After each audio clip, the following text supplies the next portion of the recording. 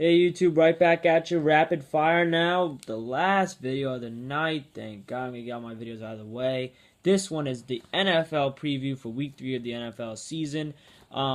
Before I start the video and the picks for the week, I just wanted to chime in on my thoughts on the big trade that went down last night, as we all shockingly witnessed Trent Richardson get traded from the Cleveland Browns to the Indianapolis Colts for the Indianapolis Colts 2014 first round pick.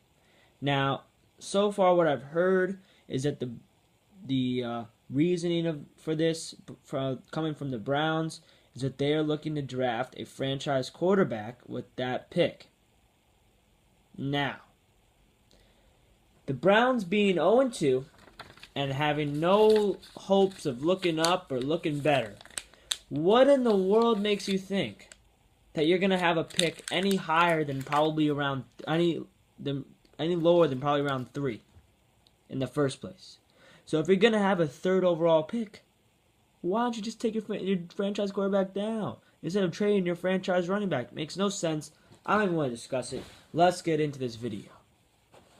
So we'll start with the picks. We got the Chiefs against the Eagles tonight. It's already 10-6 after 1 quarter. And you know what? I had the Chiefs just already. You can check my pigskin. Pick them if you want to. I had the Chiefs in this game. I just think that they're a lot. I said in my NFL wrap-up video from last week, they're just a lot better than people give them credit for. And I expect them to go 3-0 tonight.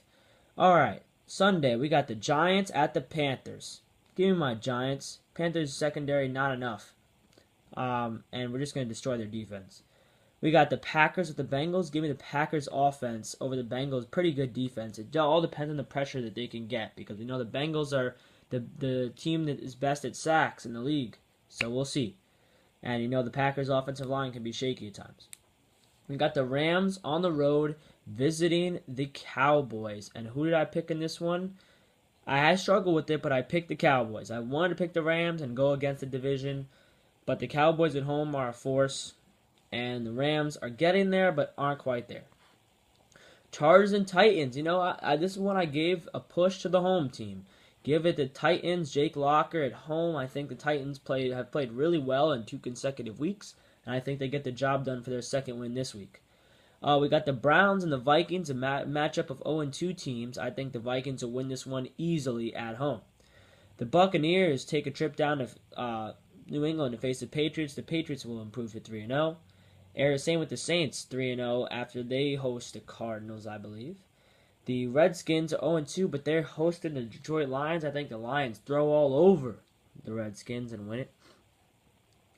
Texans go down to Baltimore to face the Ravens. I don't like the Ravens, man. Texans win this one.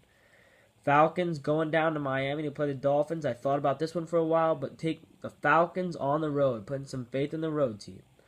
The Bills of the Jets, again, putting some faith in the road team. I know my friend Lewis is going to be there at this game, and I think E.J. Manuel and the Bills will win it. The new-look Colts having acquired Trent Richardson just in time to face the 49ers in San Fran. I think the 49ers will win this one. The Jaguars taking on the Seahawks and a snoozer. Seahawks by a ton. The 2-0 Bears visiting the 0-2 Steelers. Steelers will fall to 0-3 for the first time in God knows how long. And on Monday night, the Oakland Raiders travel to Denver to face the Broncos. Broncos by a ton. Now, 5 things to watch this week. Trent Richardson debuts as an Indianapolis Colt, and he goes up against the San Francisco defense. Ouch. Not a very fun debut, and I think they will lose.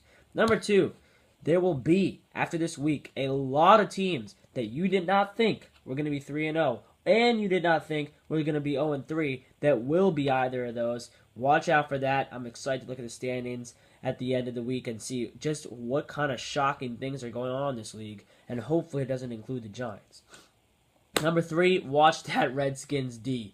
They've been terrible all season, especially against the pass, and they're going up against Matt Stafford and Calvin Johnson, the 1-2 punch. Number 4, how badly are the Jacksonville Jaguars and Oakland Raiders going to lose, going up against the Seahawks and Broncos on the road, respectively? Probably very badly, especially the Jags. And number 5, an intriguing young quarterback battle as the two top quarterbacks, in my opinion, from this year's draft class, E.J. Manuel and Geno Smith, battle each other out at MetLife Stadium in the game against between the Bills and the Jets.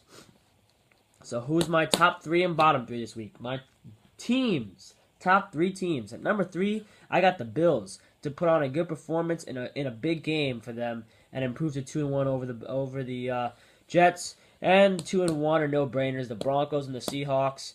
They're playing no one. And the Seahawks against the Jags. I mean, this is going to be just ridiculous.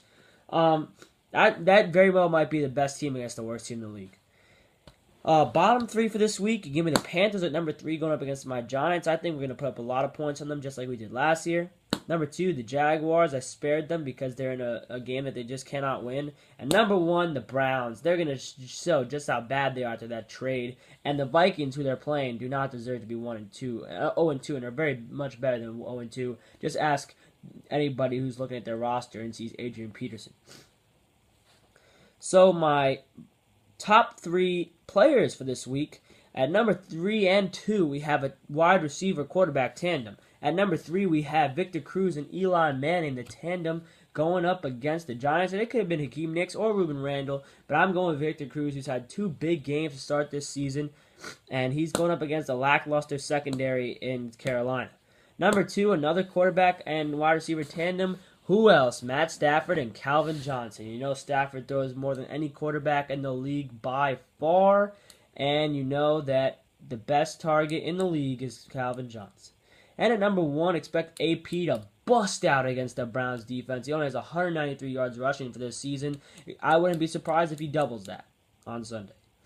And my bottom 3 players for this week. Number 3, I have Trent Richardson, still getting used to the Colts offense. I'm not sure how many snaps he's going to get, but he will not have a very good week. This is not good for fantasy owners of him because he's usually a stud.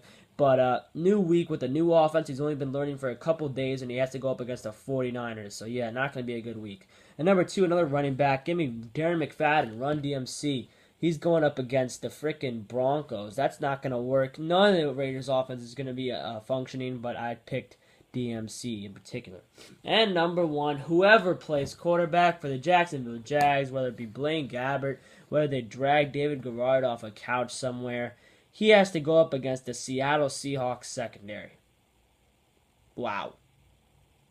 Good luck with that. I can see why the Seattle Seahawks are 19-point favorites going into the game. That's it for my NFL Week 3 preview.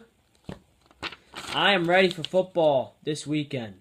Let's see it. I got my Giants vs. Panthers breakdown and Huskies vs. Idaho State preview coming up tomorrow. And then, Saturday and Sunday, no videos from me. That's how it works. Take my weekends off.